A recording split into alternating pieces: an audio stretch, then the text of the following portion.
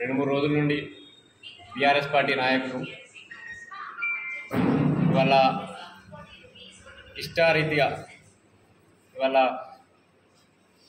అధికారం పోయిందని మతి భ్రమించి మాట్లాడుతున్న తీరు నిజంగా సిరిసిల్ల ప్రాంత ప్రజలు, ముఖ్యంగా ఈ తంగనపల్లి మండల ప్రజలు అన్నీ గమనిస్తారు.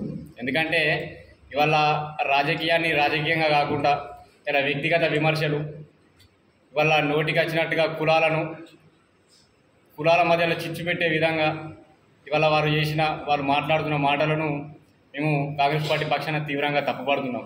ఎందుకంటే ఇవాళ రాజకీయాల కోసం, వారి స్వార్థ రాజకీయాల కోసం ఇవాళ నేను మాదిగా నీదేం కులం రా అనే విధానంగా మాట్లాడడాన్ని మేము పూర్తిగా తప్పుపడుతున్నాం. ఎందుకంటే మేమంతా ఇక్కడ ఉన్న మేమందరం కూడా కలిసిమెలిసి ఎస్సీ, ఎస్టీ, బీసీ, మైనార్టీలు అంతా ఒక దగ్గర కలిసి తిరిగిన వాళ్ళం, కలిసి తిన్నోళ్ళం, ఒక్క పల్లెంలో అందరం తిని బతికిన వాళ్ళం మేమంతా.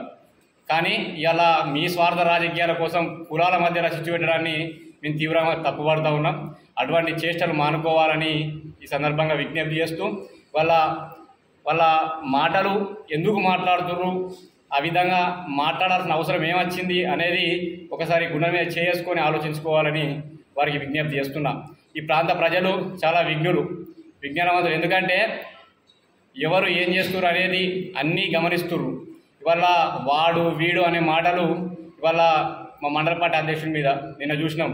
వారి విమర్శలు అవులే బీవులే అని మాట్లాడుతారు. మాకు అనరాదు అవులే బీవులే అని. సరే పెద్దోనివి, అవకాశం ఇద్దామని చాలా అవకాశం చూసినాం. ఇలా మాకు కూడా అనొచ్చు, అవులే అనొచ్చు, రారా పోరా అనొచ్చు, బద్మాష్ అనొచ్చు, ఇంకేదైనా మాకు కూడా అన్నీ అనొచ్చు. మేమేం తక్కువ కాదు. మా నోరుకు కొంచెం తాళం వేసుకుని అధికారంలో ఉన్నాం కాబట్టి కొంచెం తాళం వేసుకొని మంచిగా మాట్లాడుకుంటాం. మేము అన్నీ మాట్లాడగలుగుతాం, అన్నీ చేయగలుగుతాం. ఎవరంటే బట్టలు తీసి కొడతాం, చెప్పులతోటి కొడతాం. మా కొట్టుడు గురించి నీకు సగం తెలియదు కావచ్చు, కానీ మా కొట్టుడు ఎట్లుంటుంది అనేది నీకు కేటీఆర్ నాడు చెప్తాడు. 2009 ఎట్లుంటుందో మా వాళ్ళ కొట్టుడు ఎట్లుంటుందో నీకు కేటీఆర్ నాడు చెప్తాడు. సిరిసిల్ల గాది కాడ కొబ్బరి బొండలు దెబ్బలు ఎట్లుంటాయో కేటీఆర్ నాడు చెప్తాడు. ముస్తాబాద్లో టమాటా దెబ్బలు ఎట్లుంటాయి అడుగు, కోడిగుడ్ల దాడులు ఎట్లుంటాయి అడుగు, నాగంపేట్ల గంభీరపేట నాగంపేట్ల కారం పొడి దాడి ఎట్లుంటుందో కూడా అడుగు చెప్తాడు. ఈ కొట్టుడు గురించి మాకు నువ్వు కొత్తగా నేర్పించాల్సిన పని లేదు. మా కొట్టుడు ఎట్లుంటుంది అనేది, మా దాడులు ఎట్లుంటుంది అనేది మాకు కూడా వేయచ్చు. దాడి చేస్తా బీడి చేస్తా అని మేమే భయపడం, ఓపిక పడుతున్నాం. బిడ్డ జాగ్రత్త, మా కొట్టుడు మాకన్నా గట్టిగా మాకన్నా మంచిగా ఎవడు కొట్టలేడు. బిడ్డ జాగ్రత్త అని హెచ్చరిస్తున్నాం. ఎందుకంటే ఇప్పటికి కూడా మా నాయకుడు, మా మండల పార్టీ అధ్యక్షుడు కావచ్చు, ఇప్పటికి కూడా మేము చాలా ఆవేశంగా మేము అది చేసిన వాస్తవం మీకు వచ్చాము. కానీ మా మండల పార్టీ అధ్యక్షుడు కావచ్చు, మా మహేందర్ రెడ్డి గారు కావచ్చు, ఇలా అవతలవాడు ఎవడో వాడు అది చేసినని మీరు ఆవేశపడొద్దని మాకు సూచన చేసి పంపింది. కాబట్టి ఇప్పటి వరకు ఇంత నిబద్ధత కొద్ది, ఇంత నిజాయితీగా, ఇంత అర్థవంతంగా మాట్లాడుతున్నాం. ఇవాళ ఫోన్లు చేసి బెదిరించారు. ఎవరికి ఫోన్ చేసి బెదిరించాల్సిన అవసరం మాకేం అవసరం, మా కార్యకర్తకి ఏం అవసరం? సరే పార్టీ కార్యకర్తలు ఉంటారు, కేకమైంది అభిమానులు ఉంటారు.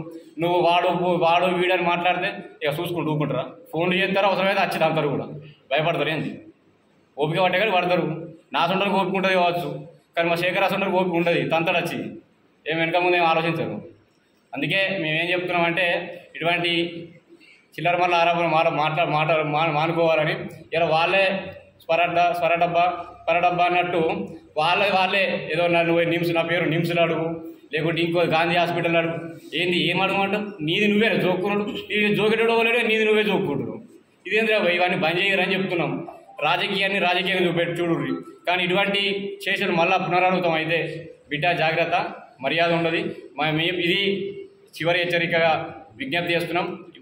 స్నేహపూర్వకంగా రాజకీయాలు చేద్దాం, మన ప్రాంతాన్ని అభివృద్ధి చేసుకుందాం. అంతేగాని ఇటువంటి చిల్లర చేష్టలు మాట్లాడితే తర్వాత జరిగే పరిస్థితులకు మీరే బాధ్యత. కేటీఆర్ గారు దీని అన్నిటికీ మండలంలో ఏ సంఘటన జరిగినా, ఏ అవాంఛనీయ సంఘటన జరిగినా దానికి కేటీఆర్ బాధ్యత వహించాల్సి వస్తుందని కూడా ఈ సందర్భంగా విజ్ఞప్తి చేస్తున్నాం.